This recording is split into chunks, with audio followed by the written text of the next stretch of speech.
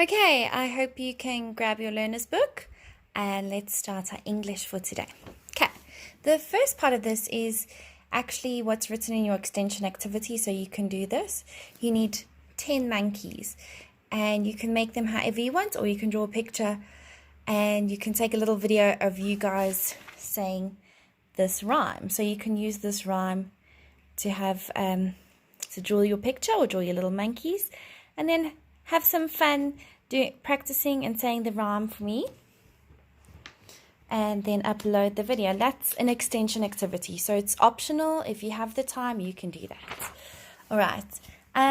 Also, there's some writing things that you can do in your English exercise book here to practice extra writing if you find you have the time. Okay, find the rhyming pairs and the little monkeys, and then find the matching pictures, say the words, write the words and draw a picture of each word, and try to add another rhyming word of your own. You can do this if you have the time to do so.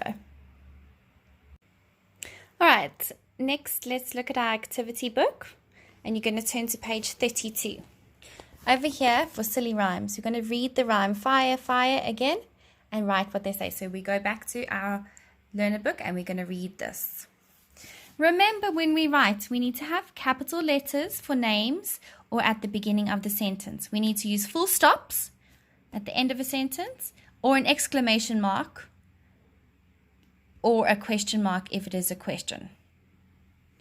Okay, so here are the words to help you if you've forgotten how to spell them, and you can see how to write them. This one has a capital letter and there's a full stop.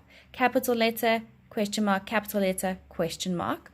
Capital letter and an exclamation mark, capital letter and a full stop, and capital letter, don't forget this little part over here, and a full stop. Then you're going to write what each of them said. So we can see that Obadiah says fire, fire. We don't need to write anything more because that's all he says. Then we're going to write Mrs. Pear. And what does Mrs. Pear say? She says, where, where. So over here we're going to write where, where. Dr. Fox, check what he says. And then we're going to write it over here. Please only write the words that you have in the block. You don't need to write says Mrs. Pear. All right, let's go to the next one. A rhyme that tells a story. You are going to write a rhyming word in each gap. So, splash, whoopee, hey, look at me. We're going to back to our story. You can swim, Jim. Okay, so we can use the story to help us fill in the missing words. If you can remember them by yourself, that will be great. Okay. I'm first one in. Let's read together. Splash, splash, whoopee, hey, look at me.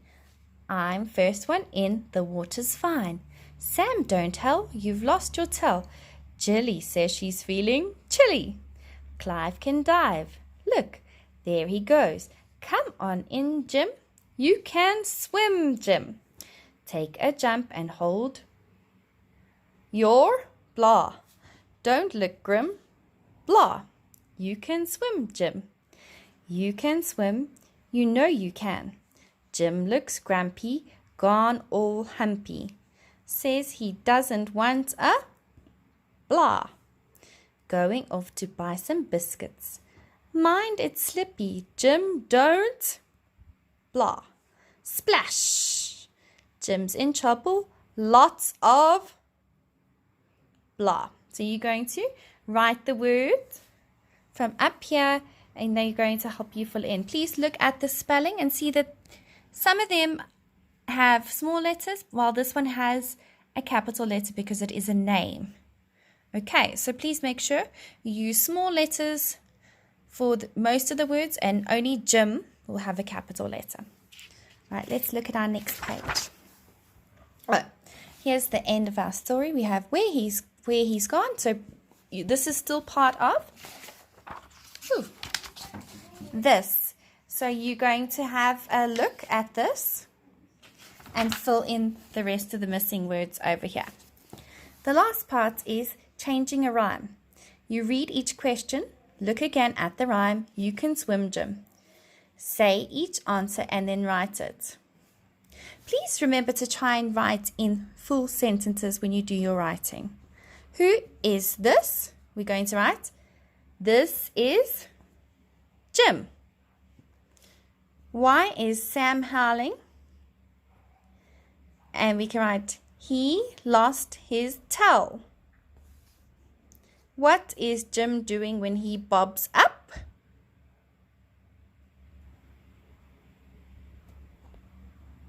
I just had to look at my book here to see. He is smiling. Find 2 words in the poem that begin with the letters gr. G, g, r, g, r, gr, gr, gr. You're going to look at these words and then you're going to write them over here. That's part A. Part B, you need to match the words to find their meaning. To bob up means to come up to the top of water. Chilly means, you're going to choose which one chilly means over here. And that is it for today.